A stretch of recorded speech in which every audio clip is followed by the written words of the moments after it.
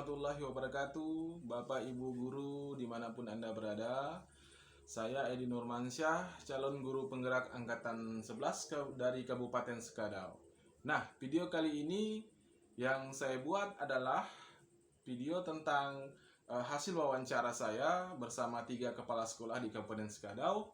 Nah, video ini untuk memenuhi tugas demonstrasi kontekstual modul 3.1. Nah, dalam wawancara tersebut, saya mewawancara 3 orang kepala sekolah dengan kasus yang berbeda pula, dan saya menggali informasi tentang bagaimana cara ketiga kepala sekolah tersebut dalam mengambil keputusan. Nah, tentunya beberapa kasus tersebut adalah salah satu contoh daripada dilema etika yang sedang terjadi, dan mereka bersedia berbagi pengalaman ketika saya melakukan wawancara.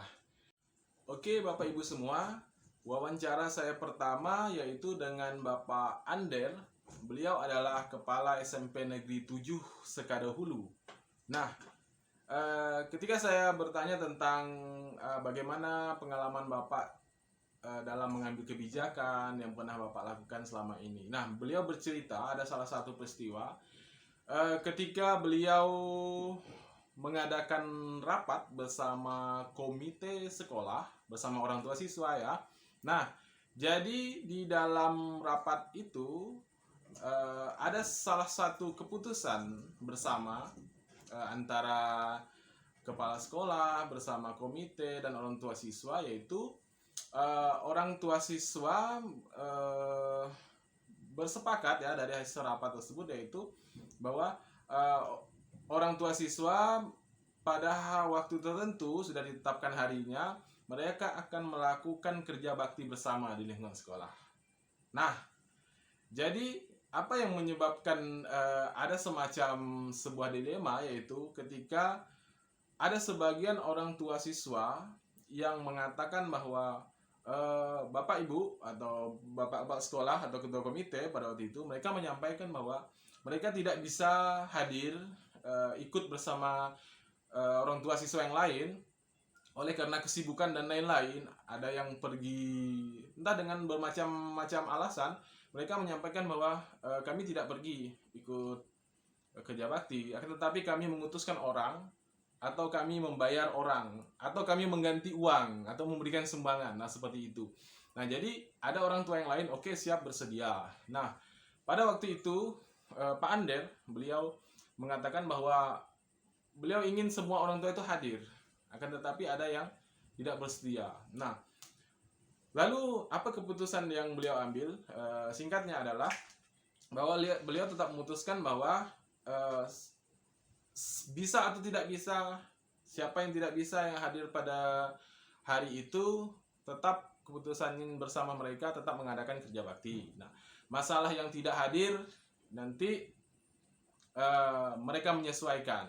Nanti ada yang mengganti orang, misalnya orang tua si Andi ini tidak hadir tapi dia mengutus orang lain. Nah, tentunya ini sebuah dilema yang disampaikan Pak Ander ketika saya bertanya, Pak, bagaimana Bapak mengambil keputusan terhadap kebijakan ini? Beliau sampaikan bahwa tentunya keputusan yang diambil ini adalah hasil daripada musyawarah mufakat antara beliau, ketua Kopimde, dan orang tua. Meskipun tidak semua orang tua itu bersedia hadir pada saat jadwal yang ditentukan itu. Nah, jadi beliau mengambil keputusan suara terbanyak. Nah, seperti itulah salah satu contoh keputusan yang diambil beliau.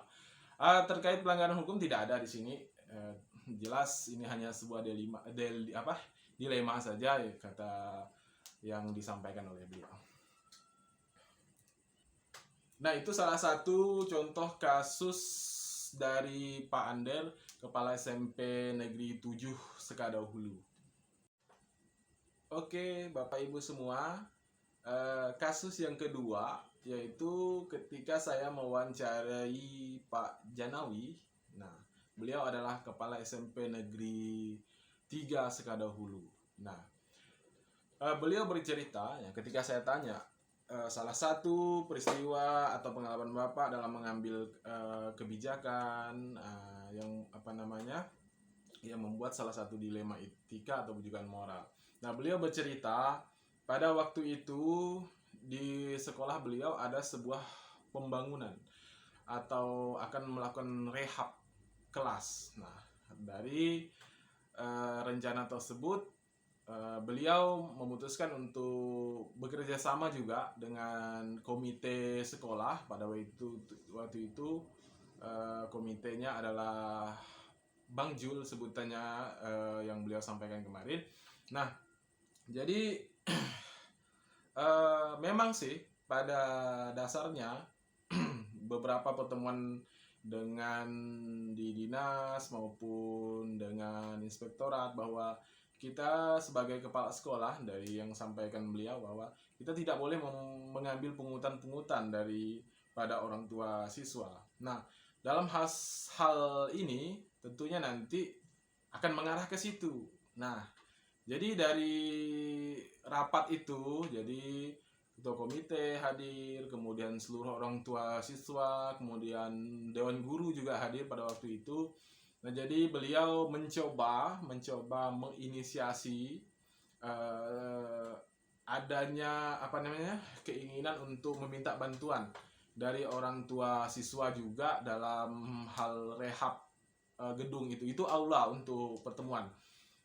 Nah, jadi pada waktu itu kesepakatannya adalah bahwa siswa akan menyumbang Rp10.000 per siswa. Nah, jadi memang sih uang itu tidak seberapa karena dibantu juga dari dana yang lain untuk membangun itu. Tapi dikali dengan jumlah siswa yang banyak tentu lumayan juga kan. Nah, jadi untuk mengantisipasi itu,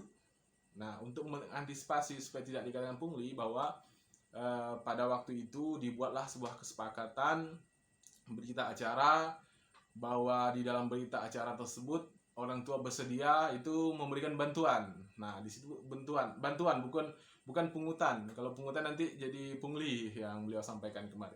Jadi di dalam berita acara itu ditandatangani seluruh orang tua siswa bahwa itu adalah bantuan sumbangan dari orang tua siswa. Nah, pada waktu itu memang tidak ada kendala dari orang tua, semua setuju dalam hal itu karena juga ruangan itu dipakai untuk anak-anak mereka untuk belajar, untuk ekstrakurikuler juga ya. Nah, jadi memang di sisi lain ada kekhawatiran Pak Janawi ini karena takutnya dikatakan bahwa itu adalah pungli. Nah, tapi di sisi lain karena keterbatasan anggaran juga ruangan itu perlu digenahi gitu. Nah, jadi beliau pada waktu itu mencoba untuk berdiskusi bersama. Nah, dalam hal itu tentunya saya menggali juga bahwa Pak gimana cara Bapak menyelesaikan perkara ini atau tugas ini, apa dasar-dasar Bapak mengambil keputusan. Nah, beliau hanya menyampaikan bahwa pertama beliau meminta masukan dari wakil Pak sekolah, dewan guru, juga berdasarkan hasil kesepakatan bersama. Jadi beliau juga tidak bisa mengambil keputusan sendiri. Oke, Bapak Ibu semua, kasus yang ketiga adalah saya mewawancarai Pak Siswanto, Kepala SMP Negeri 3 Sekadau Hilir. Nah, jadi kasus yang dialami Pak Siswanto adalah ketika akan melakukan rapat kenaikan kelas. Nah, tentunya ini juga biasa terjadi, bukan hanya di sekolah beliau, tapi ini salah satu pengalaman beliau. Nah, di dalam rapat kenaikan kelas tersebut, ada 2 siswa yang pada waktu itu berdasarkan hasil laporan dari guru-guru mapel bahwa nilai anak tersebut di bawah KKM. Nah, tentunya hal ini memuncullah sebuah semacam dilema juga, bahwa ketika anak itu, nah kalau diikutkan dengan nilai normalnya, anak itu tidak lulus. Nah, akan tetapi karena dari tuntutan dari kurikulum Merdeka ini, bahwa bagaimanapun juga siswa itu tidak boleh tidak dinaikkan kelasnya. Nah, oleh sebab itulah hal itu menjadi sebuah tantangan, karena keputusan bagaimanapun juga kepala sekolah juga tentu akan menjadi pertanyaan ketika membagikan hasil lapor belajar siswa tersebut atau rapot tersebut pada orang tua, bahwa seandainya kalau anak dia tidak lulus atau tidak naik kelas, tentu akan menjadi pertanyaan orang tua juga. Nah, di sisi lain juga bahwa guru sudah barangkali profesional menjalankan tugasnya dengan memberikan nilai di baik itu ulangan harian, kemudian ulangan akhir semester juga, bahwa itulah nilai apa adanya. Nah, jadi pada waktu rapat bersama Dewan Guru tersebut, berdasarkan pertimbangan bersama Dewan Guru, wakil kepala sekolah dan semuanya, dengan dasar beliau mengambil dasar keputusan bahwa dalam kurikulum ini juga kita harus memperhatikan bahwa anak tersebut juga harus diluluskan. Nah, pada akhirnya walaupun dari sisi lain ada Dewan Guru yang tidak puas dengan hasil daripada keputusan rapat itu, tapi pada akhirnya keputusannya adalah dinaikkan sesuatu tersebut. Oke, Bapak Ibu semua, saya akan melakukan sebuah refleksi. Nah, dari 3 wawancara tersebut, nah, refleksi saya adalah yang pertama bahwa ketiga kepala sekolah tersebut sudah mengambil keputusan dengan caranya sendiri. Meskipun dengan cara yang berbeda, tapi tidak terlepas berpijak pada nilai-nilai kebajikan. Yang kedua adalah ketiga dari kepala sekolah tersebut sudah mengambil keputusan dengan paradigma rasa keadilan dengan lawan rasa kasihan. Nah, kemudian menggunakan prinsip dengan rasa peduli. Akan tetapi pada 9 langkah proses pengujian keputusan itu tidak dilaksanakan, atau dilaksanakan tetapi tidak runtut terpenuhi dengan 9 langkah pengambilan keputusan tersebut. Hasil analisis yang ketiga adalah rencana ke depan harus adanya prosedur khusus dalam mengambil keputusan, sehingga dapat diukur seberapa efektif hasil pengambilan keputusan tersebut, sehingga bisa dilihat dari faktor resiko atau dampaknya. Kemudian saya akan menerapkan pengambilan keputusan dilema etika atau dengan berdasarkan paradigma dan prinsip sesuai dengan kasus yang dihadapi, dan mengujinya menggunakan 9 langkah pengambilan keputusan. Oke, Bapak Ibu semua, demikianlah 3 wawancara saya yang saya lakukan bersama 3 kepala sekolah SMP di lingkungan Kabupaten Sekadau. Demikian juga hasil analisis serta refleksi saya terhadap 3 kebijakan dalam mengambil keputusan oleh 3 orang kepala sekolah tersebut. Oke, Bapak Ibu semua, sampai ketemu di video selanjutnya.